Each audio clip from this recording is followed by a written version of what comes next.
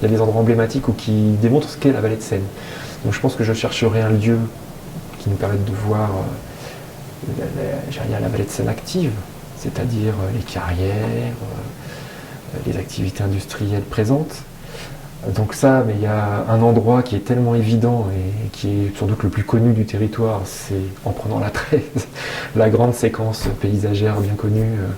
On a payé Porcheville d'un côté et puis les carrières de l'autre. Je pense que ça donne une force, un peu de la force, de la puissance de l'activité dans la vallée de Seine. Donc je penserai à ce secteur-là dans un premier temps.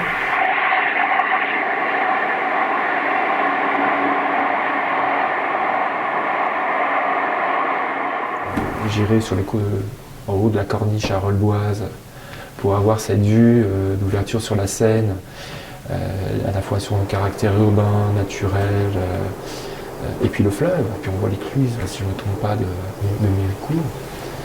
Les îles, découvrir les îles de la Seine, notamment l'île Aumône à Mantes-la-Jolie, puis l'île Nancy à Andrézy.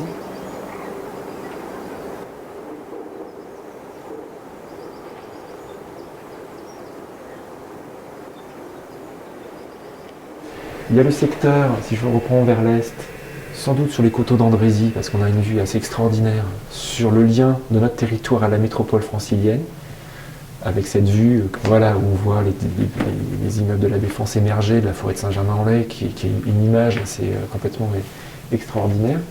Alors là, je vous ai donné plutôt des panoramas qui montrent la ville, enfin la nature, c'est imbriqué, ce lien en fait.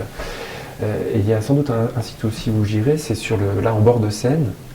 C'est sur le secteur des Mureaux, où on a un des plus grands clubs de voile d'Île-de-France, qui montre un autre lien aussi d'usage possible du fleuve, souvent très méconnu, qui est la voile, qui est très prisée des Parisiens encore.